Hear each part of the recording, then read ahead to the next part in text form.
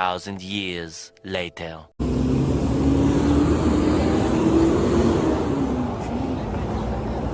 Siguro. Saan ba?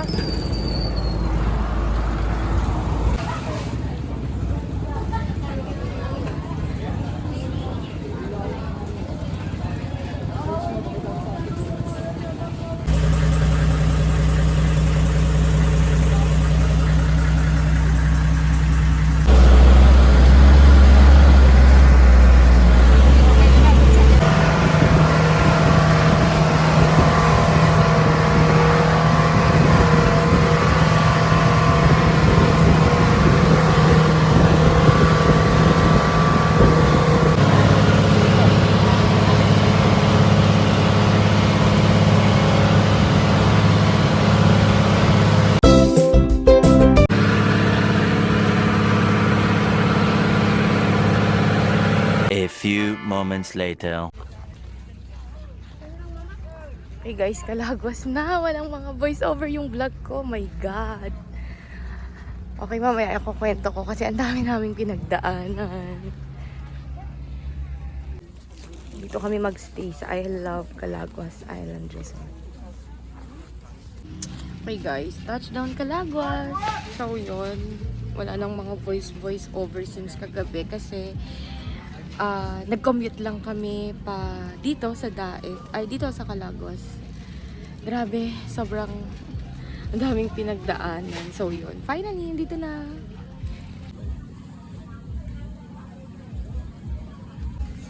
Here's our lunch here sa Calagwas. Oh, and then the laing. Ayun na yung gusto mo, laing.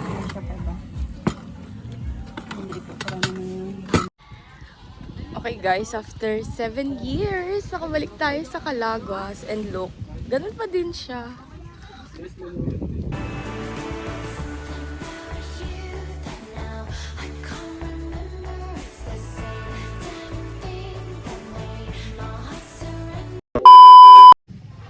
Okay guys, hi. So, it's time to make kwento na. Since nandito naman nasa isla and you know, medyo semi-DIY itong nangyari sa Calagwas Island. Ang nangyari kasi is walang pick up ng weekday sa MOA. So, ang mangyayari is meron silang pick up pero support na. And ang nangyari, parang naging chance passenger kami sa PITX. Dapat yung super lines na bus, yung sasakyan pero sold out na. Then, nag-try kami sa iba since nakapag down payment na kami dun sa sa tour dito. Then yun, luckily pumayag yung DLTV sa backseat na lang. Ayun, pinatos na namin. Pero goods naman kasi dun sa DLTV hindi lang ako nakapag-vlog kasi super pagod na ganun. Then yun, finally nandito na. So check natin kung ano pa yung magagawa mamaya at saka bukas.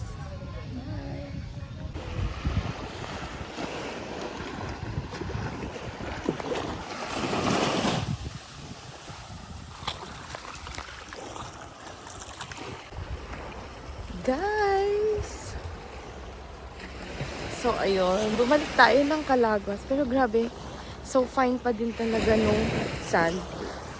Yeah, look. Actually, before Balabak, ay hindi, bago ko na-discover yung Balabak is Calagwas talaga yung bias ko sa beach. Ewan ko.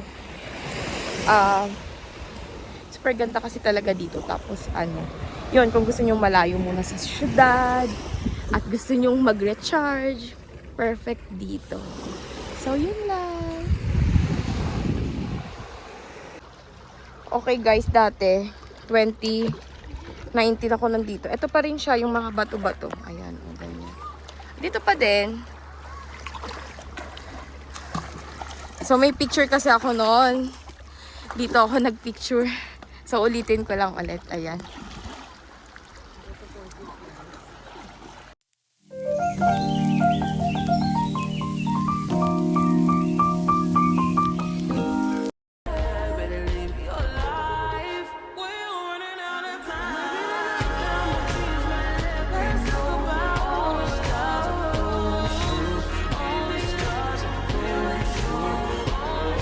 A few moments later. Okay guys, so yun. Story time, story time. Nagpunta ng Calaguas para mag story time. So yun.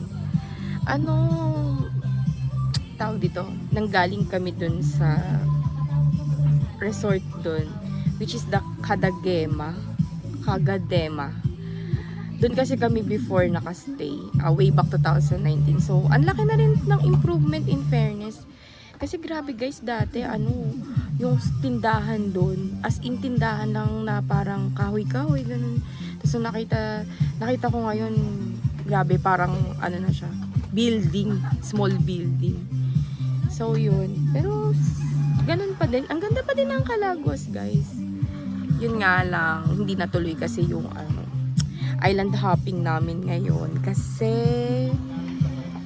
wala daw bangka, nasa bayan pa, so hindi pa nakakabalik dito. Kaya ang ginawa na lang namin, lakad-lakad lang dyan sa shore. Yan, dyan. Tapos napadpad kami dito. Dito kami magmimerienda. Ayan. Tsaka pwedeng bumili na rin ng mga souvenir. So, yun lang guys. Bukas trekking kami. Wala kaming snacks, kaya nagpansit canton. Saan po kayo galing? Sa Cavite. Oo, saan kayo nagsakay? Nadating pa lang po kayo ngayon? Opo. DIY. Ay, nag-bus. Pabinsons. Tapos tricycle. Pero may contact po kami si Sir Aldwin. Yung sa port na mismo.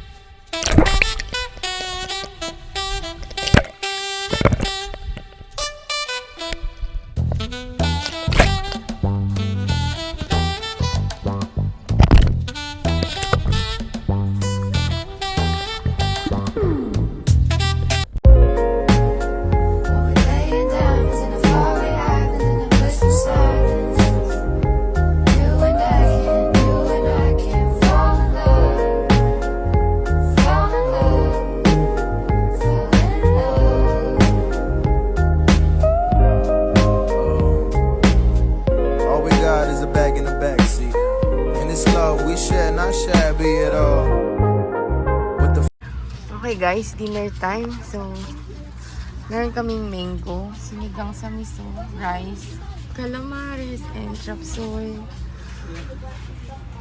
Ayan. Guys, ganito yung Calaguas sa gabi. Ayan. We have solar lang.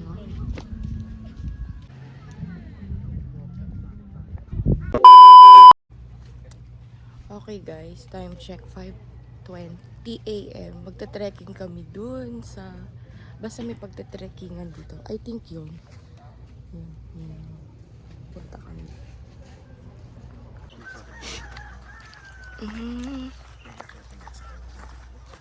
Kasama na nga yun. Isa lang.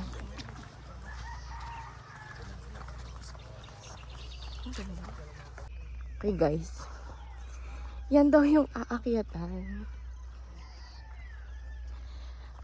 Okay, story time ulit. Ang dami lang story time. Pero kasi, before, alam ko, meron din kaming inakyatan.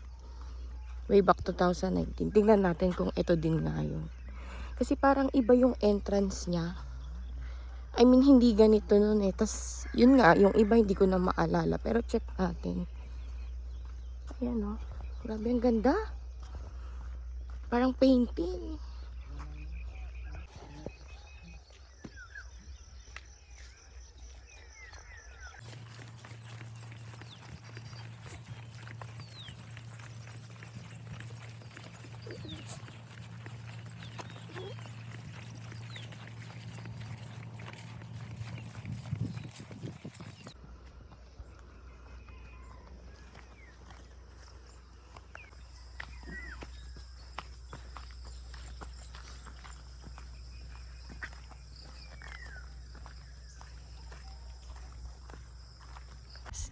Story time guys. Hindi pala ito yung inakyat namin noong 2019. Kasi ito yung mismo malapit dun sa resort kung saan kami nakastay. Pero yung inakyatan namin is yung sa island hopping pala yun. So yun. Grabe. Di tulad ng ulap na kusang lumilisan, di tulad ng alon sa may dalampasigan. Ang pag-ibig ko'y di panandalian, di panandalian. Walang pagdududa dito silakbo, tulad ng sulong saglit lang ay maglalaho. Oh, oh, ikaw ay sino sa tuktok ng bundok, ika'y kanlungan sa lahat ng gulo. Guys, ito na yung tuktok. Okay. Doon pala kami umakyat, hindi dito. Ayan. Yung sa may bato-bato dyan. Yan. So, itong inakyatan namin na to, iba pala ulit siya. Yan. So, ganda ng view. Wow.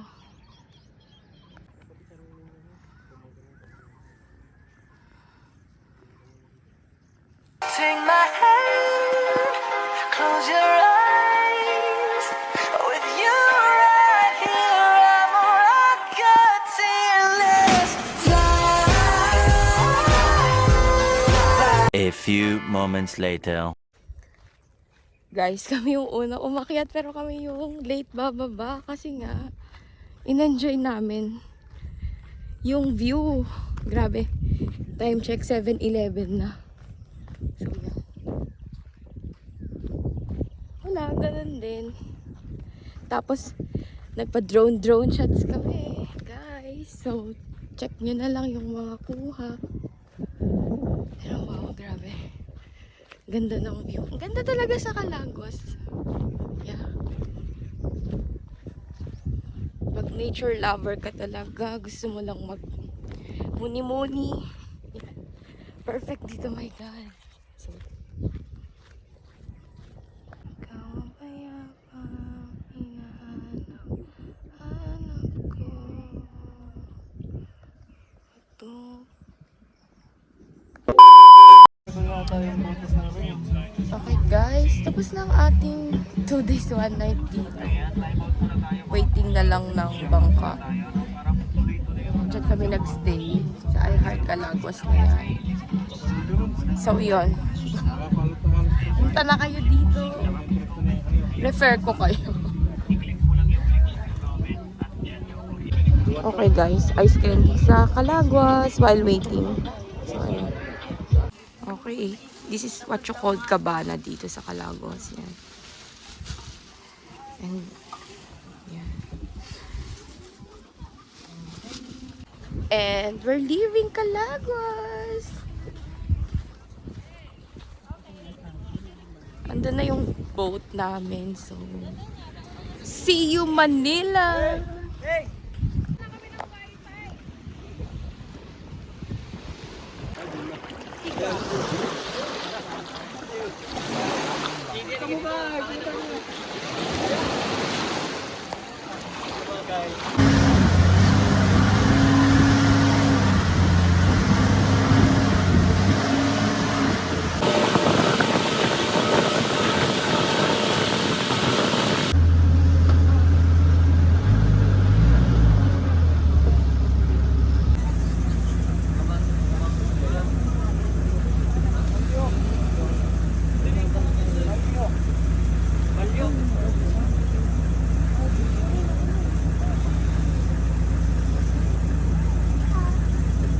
A few moments later.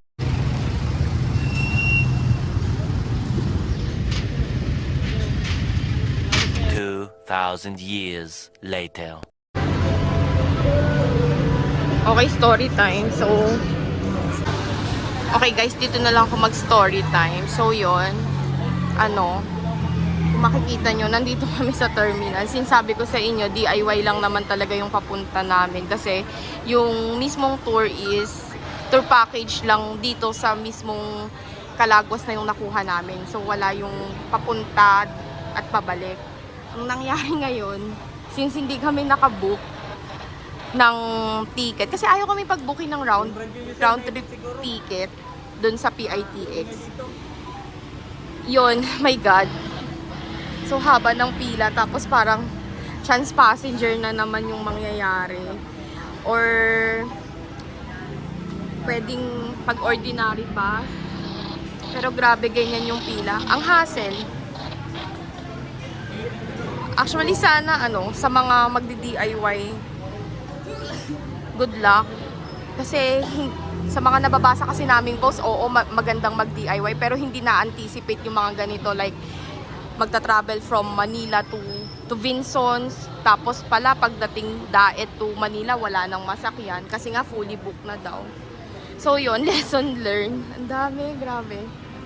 Ayan pa. Yaw ko na. So, first time lang nangyari to. Shocks. Pero, yun nga. Charge to experience. Sana makasakay kami, guys. Abangan nyo. Okay. May isang option, guys. We need to ride, ordinary bus. Diyos ko. So, waiting pa. Pero ito ako naglalakad sa... Saan ba to? Dito. Kasi, bibili ako ng pamaypay. Kung mag-ordinary bus. Hindi kami prepared sa ganitong sitwasyon. Pero yon, so... story time na lang. Grabe. Ayan. So, yun. Pupunta akong Save More ngayon to check ng pamaypay, okay? Kasi nga, baka mag-ordinary bus kami pabalik ng Manila. So, see you. Okay, eto na. Nandito ako sa Save More ng SM Daet. My God. Para lang makahanap ng pamaypay. So, ayan. Okay, guys, bigo. Kasi walang pamaypay. Grabe naman. Ay, ako. O siya, abangan nyo kung anong adventure to ulit.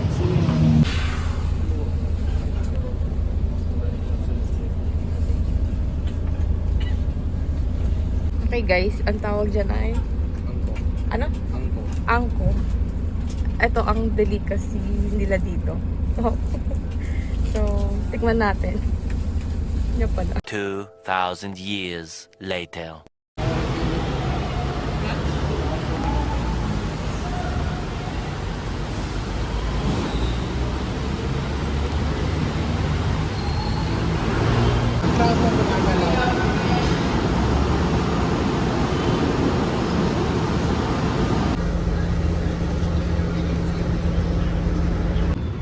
Okay guys, touchdown SM Bacoor.